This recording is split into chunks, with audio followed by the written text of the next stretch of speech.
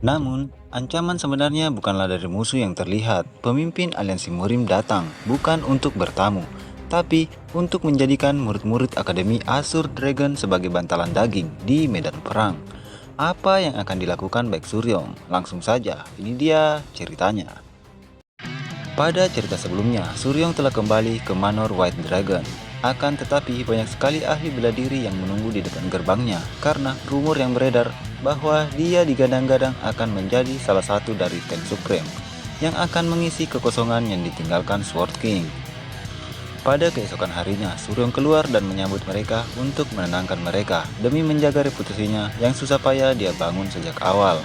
Karena itu, Suryong meminta mereka untuk mencari penginapan dan menunggu dipanggil untuk latih tanding.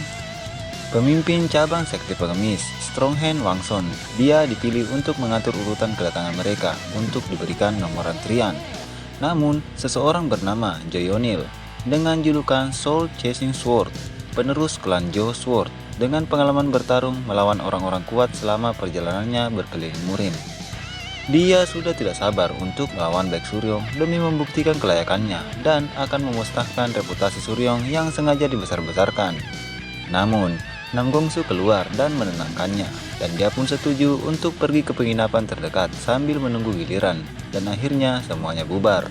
Keesokan harinya, Joyonil yang sedari tadi menunggu dengan gusar akhirnya didatangi oleh Wiji Cheon.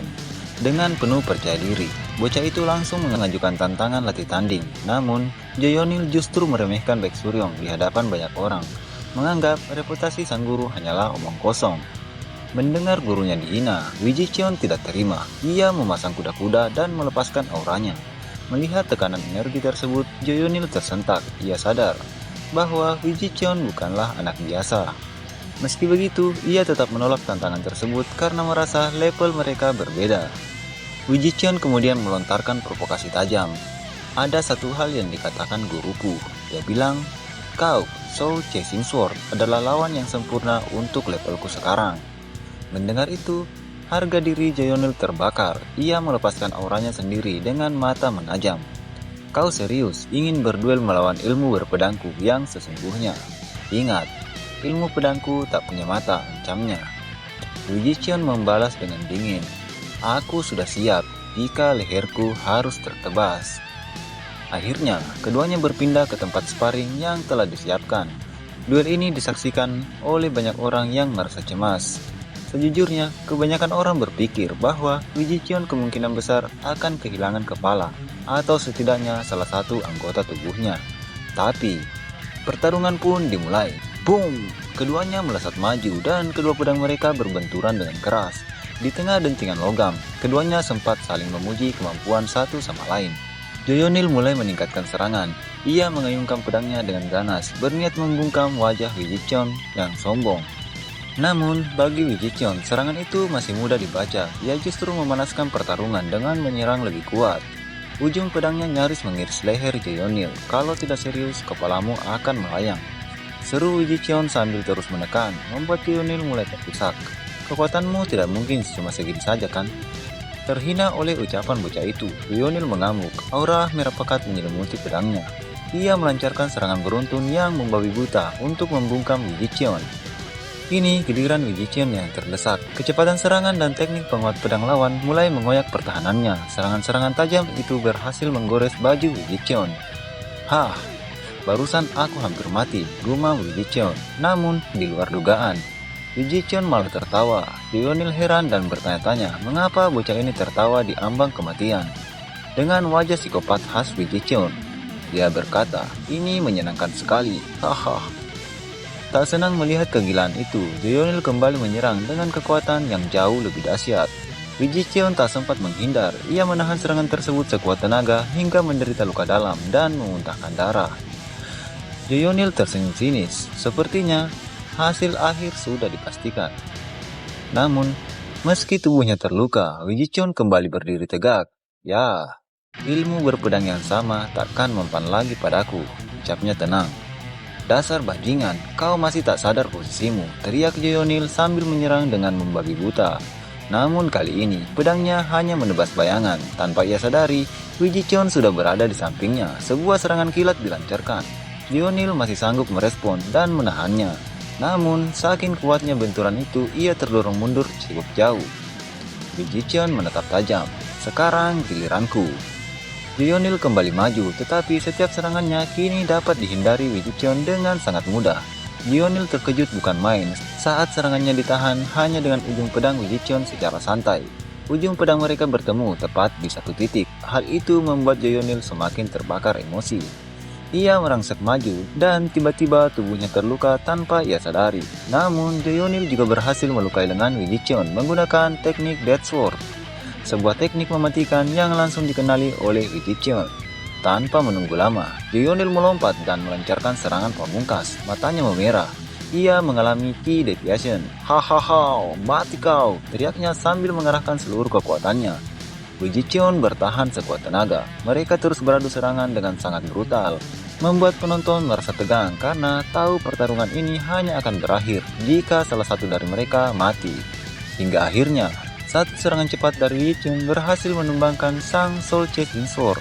Lionel tumbang dan saat itulah lahir sebuah julukan bagi bocah yang kelak akan mengguncangkan seluruh dunia murim. Sword Genius. Gila, Vegician benar-benar membuktikan kalau dia bukan sekedar murid biasa, tapi ingat, di dunia murim yang kejam ini, pengetahuan adalah kekuatan. Kalau kalian tidak mau ketinggalan info rahasia tentang teknik terlarang atau pergerakan kultus darah selanjutnya, pastikan kalian sudah join ke dalam aliansi channel ini dengan klik tombol subscribe. Nyalakan loncengnya, karena kita akan segera membahas siapa sebenarnya sosok The Skipper yang ditakuti tetua Wiji. Beberapa hari kemudian, Suryong meminta Wangson untuk memberikan daftar master yang akan berkunjung di sana. Di sana, sebuah nama membuat jantungnya berdegup. Ya Yulhwang, pemimpin aliansi murim. Wah, ini masalah. Gumam Suryong cemas. Aku belum siap bertemu dengannya. Sebagai veteran yang berperang melawan kultus darah 50 tahun yang lalu, Ya Yulhwang pasti memiliki insting setajam Sword King. Meski tujuannya adalah memeriksa Akademi Azure Dragon, Suryong curiga ada niat tersembunyi. Sebagai pemimpin aliansi, dia tidak akan sembarangan mengayunkan pedangnya kan? Saat Suryong masih tenggelam dalam pikirannya, tetua Wiji datang menemuinya. Ia mengajak Suryong minum untuk merayakan sesuatu. Apakah akhirnya selesai? Tanya Suryong. Benar, jawab tetua Wiji bangga. Pedang yang Anda minta telah selesai ditempa.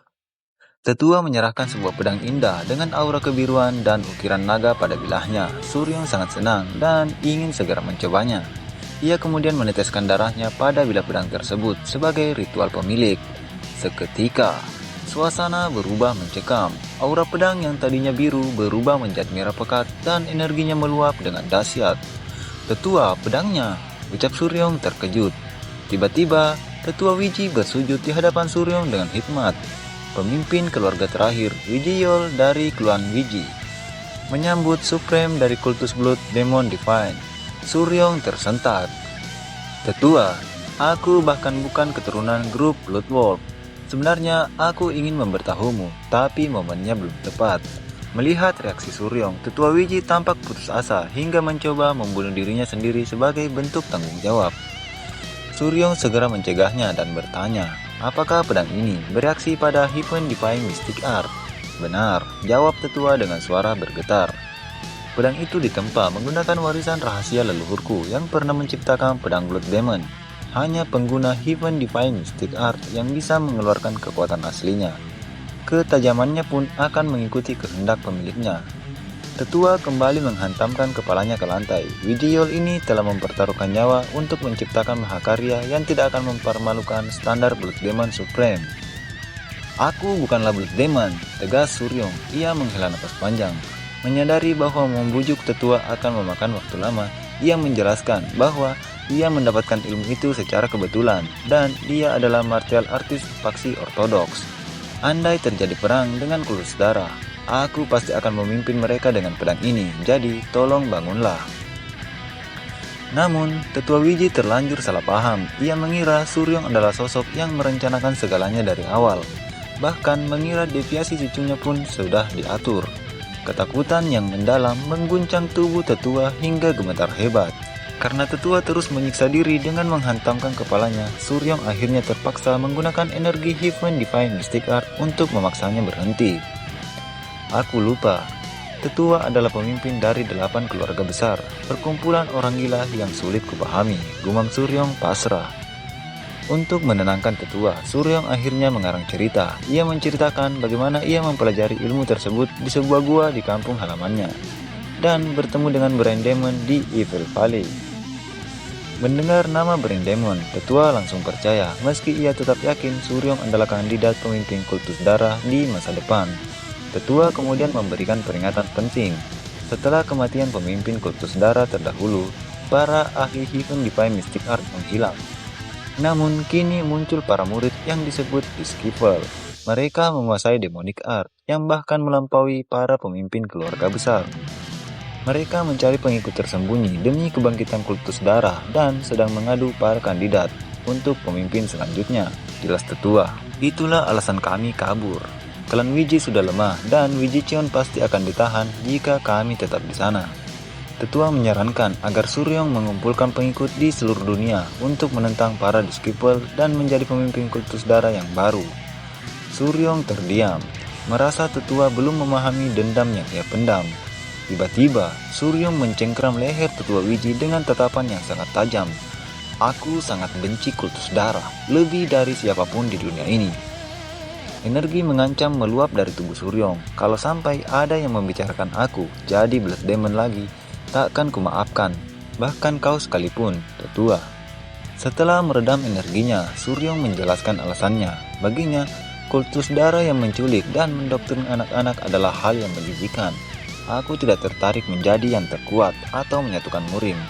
Aku hanya ingin hidup tenang dan mengajar di akademi. Tapi, jika kultus darah mengganggu, akan kusingkirkan mereka. Mendengar itu, Tetua Wiji justru tertawa. Ah, begitu ya, maaf. Aku juga tertipu. Tak kusangka Anda sangat pandai berakting, Tetua. Tetua menjelaskan bahwa sebenarnya ia sedang mengetes Suryong. Jika Suryong memang berambisi menyatukan murim dengan darah, Tetua akan memberikan pedang itu sebagai hadiah perpisahan, lalu kabur bersama Wijicheon. Tetua mengakui bahwa ia ingin membalas dendam pada aliansi murim melalui Wijicheon. Namun ia sadar, itu hanya akan menghancurkan masa depan cucunya. Aku ingin melindungi cucuku, ucap Tetua tulus. Ia memutuskan untuk kembali ke kultus darah sebagai mata-mata untuk membocorkan informasi demi Suryong. Meskipun Suryong menolak karena bahayanya, Tetua tetap teguh. Ia merasa telah menciptakan mahakarya dan tidak akan menyesal meski harus mati. Suryong pun memberi nama pedang itu, Blue Dragon. Beberapa hari kemudian, sarung pedang untuk Blue Dragon telah selesai dikerjakan. Saatnya bagi Tetua Wiji untuk meninggalkan kediaman White Dragon. Namun sehari sebelum keberangkatannya, murid-murid Suryong datang menemui sang tetua untuk menyampaikan salam perpisahan. Melihat wajah-wajah muda itu, Tetua Wiji tersenyum dan memberikan hadiah perpisahan yang telah ia tempa dengan sepenuh hati. Hewon menerima Black Blade, pedang yang ditempa dari taring naga One Horned Demon, senjata yang memancarkan aura ganas, dan energi monster yang mengerikan. Geo Sangwon dan Yosahyuk masing-masing menerima sarung tangan sisik naga. Yeomin menerima kipas White Snow, terbuat dari besi dingin yang sempurna untuk menyalurkan Ice Art miliknya. Para murid sangat gembira. Namun Tetua Wiji membatin dalam doa. Semoga senjata ini bisa melindungi mereka dalam pertarungan brutal di masa depan, dan setidaknya sekali saja menyelamatkan nyawa mereka. Kini hanya tersisa Wijicheon dan Suryong. Wijicheon terdiam 1000 bahasa, menahan gejolak di dadanya. Tetua memintanya bicara dengan suara bergetar. Wijicheon berbisik, apakah ini berbahaya? Kakek harus kembali kan? Karena tanpamu, aku... Suryong segera menepuk bahu Wijicheon untuk menenangkannya. Jangan khawatir, akan kupastikan dia kembali. Setelah Wijicheon pergi, Suryong menyerahkan sebuah buku bela diri rahasia dan alat komunikasi khusus kepada Tetua Wiji. Buku itu berisi Furious Spirit Divine Arts, seni bela diri hebat dari kultus darah yang telah dimodifikasi oleh Suryong agar aman dipelajari. Lengkap dengan eliksir api untuk memperkuat energi Tetua. Kau harus kembali, ucap Suryong tegas. Kau dan orang-orangku tidak akan mati di bawah pengawasanku. Dalam hatinya, Suryong bersumpah, kehilangan hubungan berhargaku akibat kultus darah sudah cukup berhenti pada kematian guruku di masa lalu. Di perjalanan, kakek Suryong juga memberikan bingkisan makanan pada tetua Wiji dan berkata, beberapa hari lalu aku membuat wine ratusan tahun. Saat kau kembali, ayo kita minum wine-nya. Tetua Wiji pun melanjutkan perjalanannya sambil tersenyum.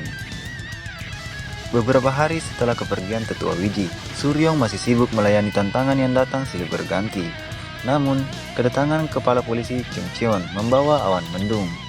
Chung Cheon memberitahu bahwa kriminalitas meningkat tajam dan ia perlu meminjam kekuatan dari sekte New Life. Namun, informasi yang paling mengejutkan adalah tentang kedatangan pemimpin aliansi Murim, mencoba menjadikan Akademi Azure Dragon sebagai organisasi perang yang berafiliasi dengan mereka. Chung Cheon menjelaskan bahwa aliansi Murim berencana menjadikan Akademi sebagai garis depan perang melawan kultus darah. Dengan kata lain, mereka ingin menjadikan para murid sebagai tumbal perang. Padahal, 5 akademi besar seharusnya bersifat independen dan tidak berafiliasi dengan aliansi Murim. Membocorkan ini mungkin melanggar aturan, lanjut Chung Cheon. Tapi ini sangat tidak adil, itulah kenapa aku datang memberitahumu. Amarah Suryong seketika naik ke ubun-ubun, berani-beraninya dia. Dia ingin menggunakan nyawa murid-muridku sebagai tumbal.